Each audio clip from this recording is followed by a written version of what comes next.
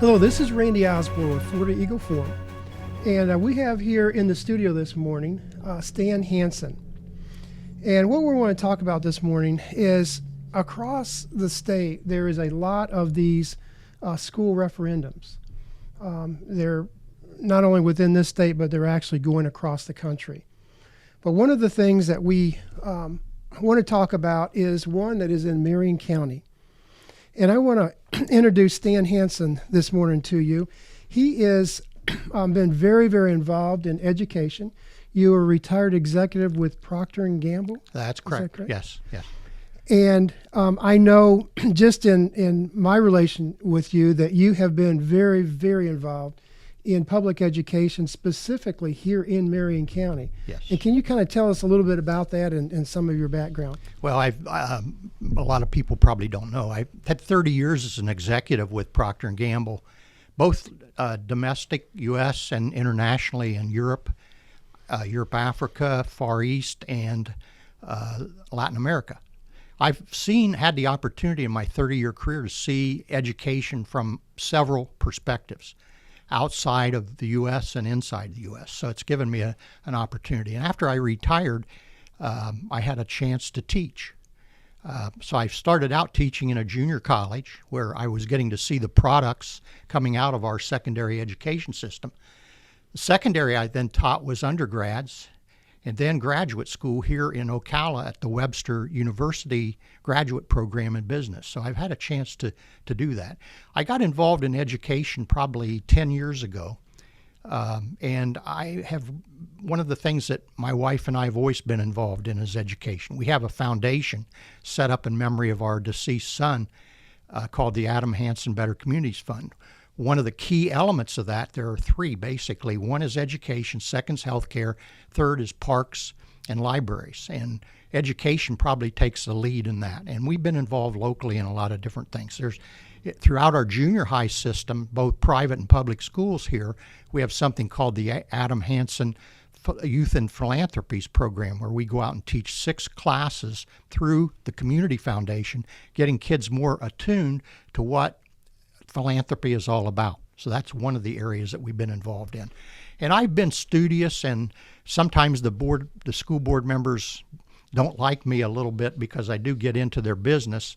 But I'd say I've been kind of an oversight on what's happening in our education system here and been following it, involved in referendums. As a matter of fact, I was a big supporter of the first one, both financially and actively supporting it. The second one, a little bit more moderately supported because I think, as we'll talk about, the public was misled a little bit about the duration of the first one. And then this third one has really kind of yanked my chain as to having some concerns. So, and we'll talk more about those. But basically, I graduated from University of Alabama, bachelor's, master's degrees. I know Alabama is not a good word around here, but not a good word with me after this weekend. But I served in the United States Air Force for 4 years, and I've been married for 57 years. Oh, wow. To the same woman. So, and we love Ocala. We moved 17 times during my career. This is it. As I've told jokingly, when I leave here, it'll be in a box or in an urn, one or the other. And we do love this community, and I'm one of the senior citizens who does benefit from having a good education program, but that's the key word, good education system, not just an education system. I remember several years ago that you participated or funded a literacy program here in Marion County. Yes, we've had several. We have a library at the that is named after our son that we started, and it's basically for adult education.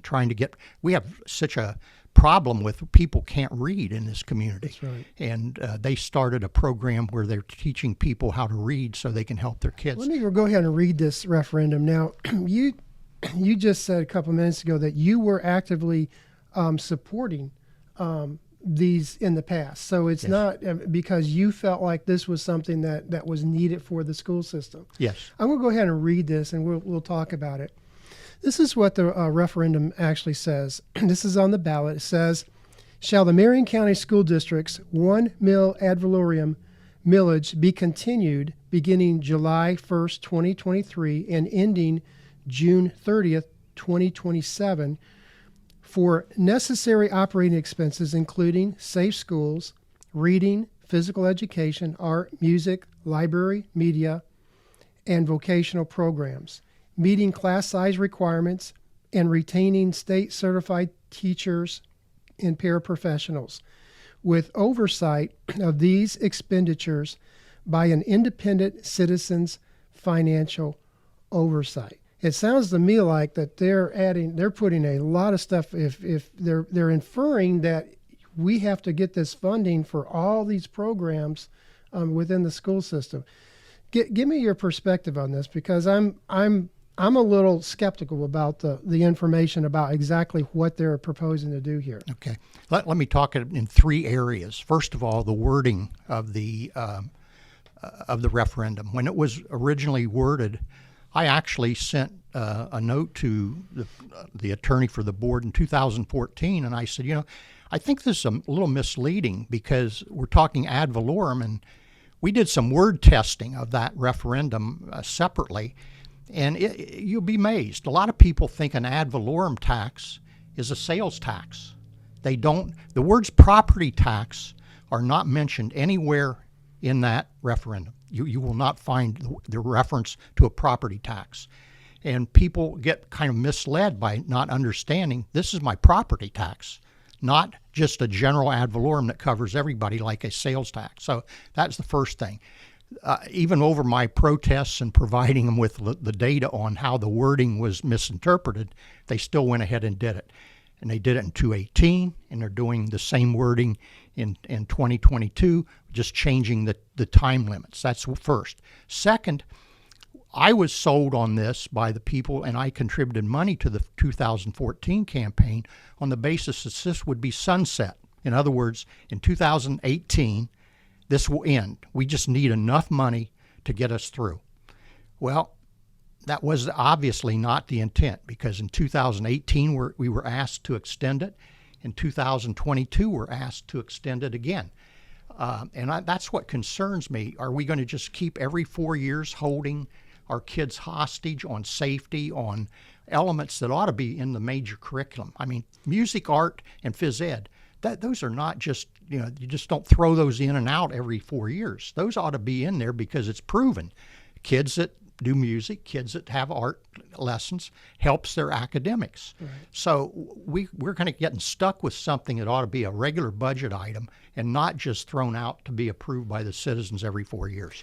I'm going to pull up a chart down that line of our discussion. I'm going to pull a chart up that basically is it's a chart showing the school budget versus the school ranking.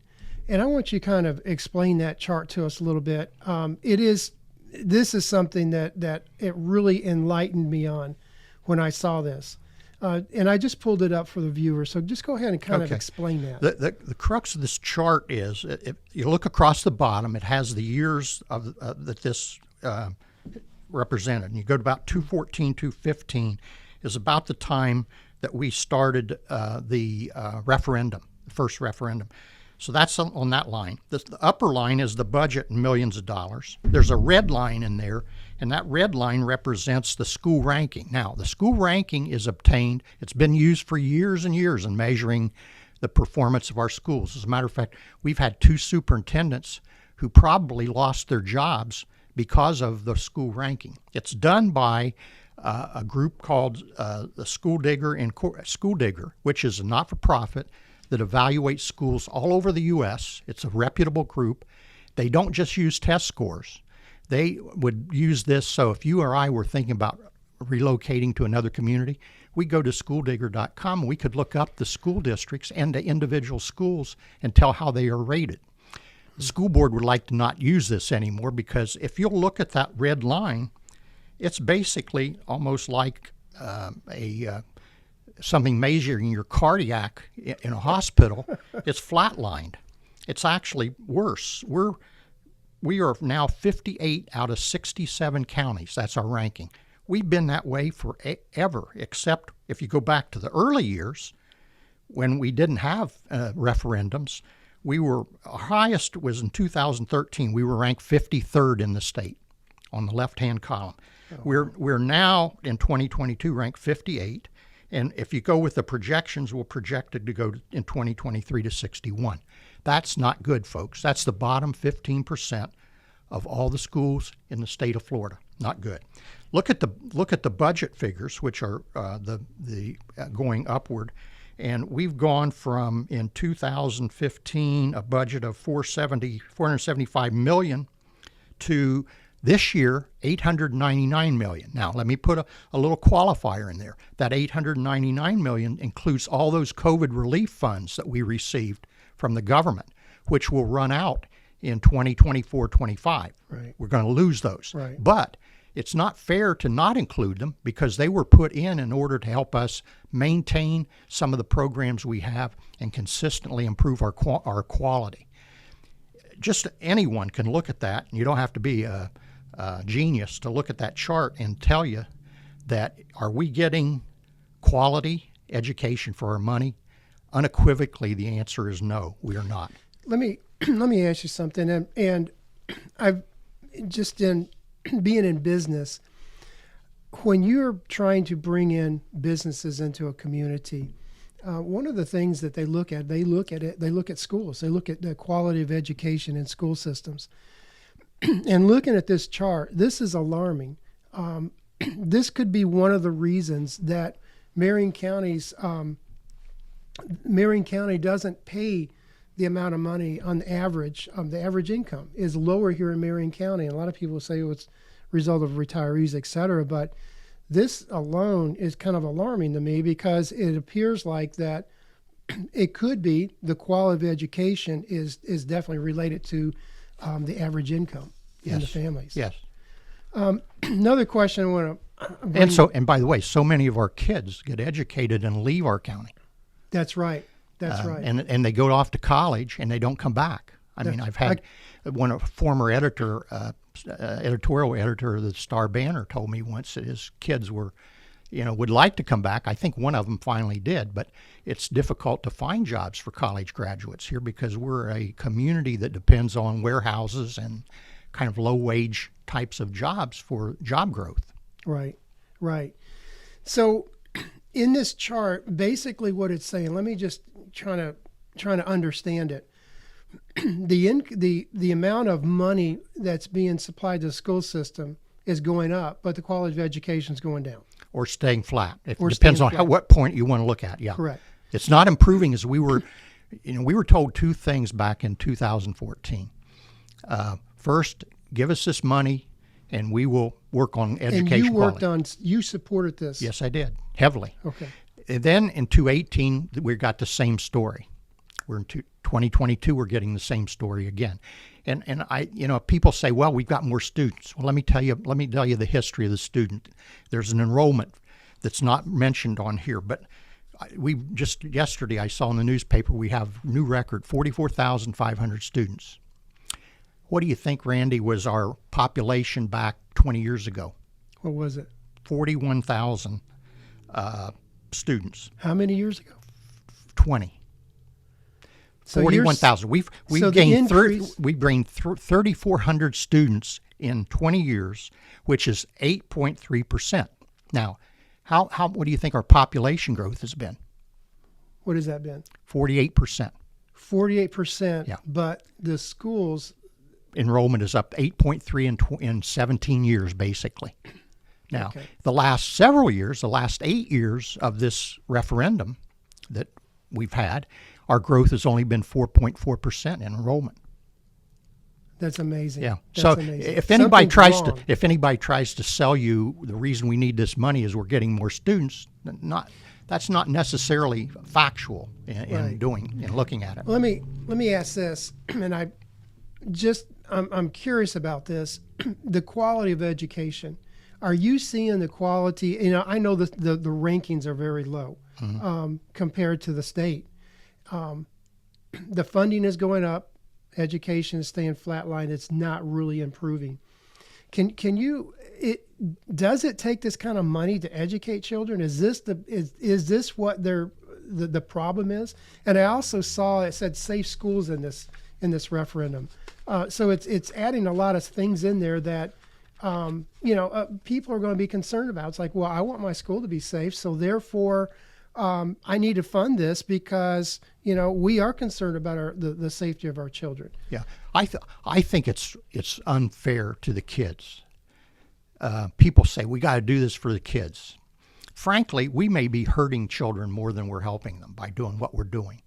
If we can't provide them with a quality education when they leave 12 years in our system to be able to go out and compete for jobs with districts that are producing higher results than us, or even countries now with the global economy that we're in, that's a disservice. Things like art, education, phys ed, and safety, we shouldn't have to put them special. They should be right in there, budgeted every year, and not held with the fact that we're going to every 4 years now determine whether we keep them or not. You can't just say we're going to have a safe school or not. Every 4 years we can't make it unsafe. What the board needs to do is be much more fiscally and financially disciplined than the boards have been. And I've ended on a letter to the editor I wrote. I said, school board, do your job. Do what we paid you and what we pay you for and what we elected you to do. Do not keep passing the buck to the voters every 4 years to do programs that we ought to be doing routinely. From your perspective, do you think the school system is top heavy, school district? I can tell you around the nation we are. The school board will tell you we're not. But the biggest growth of folks, I wish I had the chart with me, but about 80% of the growth in payroll in schools around the U.S. is in administration. 80%. Teachers' growth is flatlined. We aren't growing the teacher population as much as we're growing principals and administrators. And I'll send you that chart separately, but it's a very eye-opening chart. You got the line going up greatly, 83% growth in administration, and another one just below that in principals for the schools. And then along the bottom, the poor teachers are kind of flatlined in growth of teachers. Wow. So it's just not, and I know I haven't looked at it in depth, but I think the board should be looking at that in comparison to the national trends on this issue. The part of this referendum has a citizens review committee. Right. I was appointed to that. So I got into detail about how the public is basically the oversight of this money, of the referendum money. I will level with you. I resigned after a year and a half because it was nothing but a dog and pony show. We were going out visiting, various schools.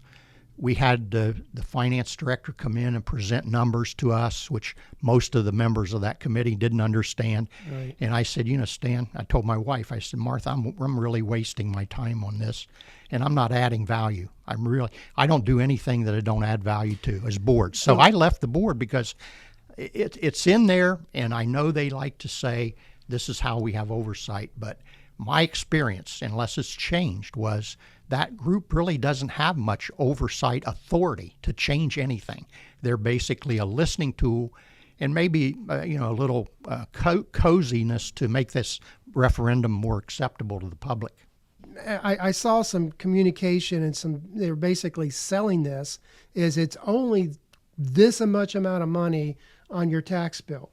And are you familiar with exactly what that looks like to well, because as you know, our assessed values have gone up quite a bit here. Exactly. So $1 million back in 2014 on the total tax valuation that is in the schools to use is now a lot more now. Exactly. I think it's probably going to be about 38 million, and I think it was like 15 or 16 million when we first did this. So the funds are just increasing. Your tax bill, the incrementing, what they're trying to sell you on is that, okay, your tax bill is only going to go up if you were paying $251 a year for this, it's now going to be $262.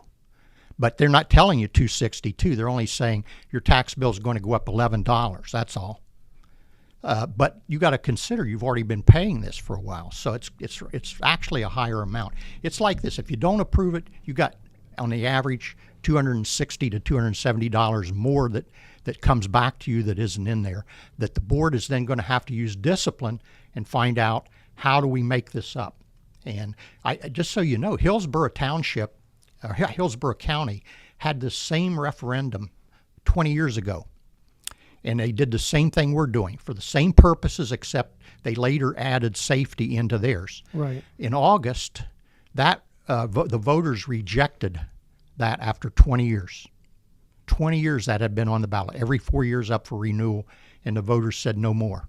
We aren't getting the financial utilization properly, and secondly, our quality of education is not there. So, people say that. The other thing, too, I'm a senior citizen, I'm 80 years old. I want good schools, and I think anybody out there who listens to this who's a senior citizen like me wants the same thing. Right. We cannot have a school system that keeps producing students who aren't able to read, write, and do math. That's right. I saw an article the other day where the big push now from the Chamber of Commerce locally is vocational education. And I said, that's putting the cart before the horse. If a kid, by the time they're in the 11th and 12th grade and doing vocational training, can't read, write, or do math, how can they do anything in vocational ed? And I've had people who are in the construction industry tell me they get students who can't even read a tape measure. Right. They can't read a map. They can't read plans. Yet they come out of our vocational program certified. So I think the social promotion stuff has gotten to the point where it maybe is a little out of hand. Right. And we're putting people in to, just to get them through. Sure. But that's the problem. The reason our scores are low are reading, writing, and math. Reading English, reading, math, and writing skills, because that's part of one of the measures that's in those scores, along with what's your graduation rate, what's your class size. That rating is a very comprehensive rating, and I give a lot of validity to that rating. The other thing, we need to have some concurrency in working at planning our numbers. I mean, we've got the problem with the enrollment is the students are coming into areas where we don't have the schools. Other parts of the county, we've got open seats. Right. So when you look at it, we have enough seats. They're just not in the right place in the county. Well, thank you very much. I appreciate so much you coming in and trying to explain this this referendum to us. I think it's important. I think that this puts a lot of insight on the real issues with education and how that just throwing money at a problem isn't going to necessarily solve the problem. And I think that chart that you showed really, really proves that. So thank you. This is Randy Osborne of Florida Eagle Forum. I'm here with Stan Hansen, and y'all have a great day. God bless. God bless.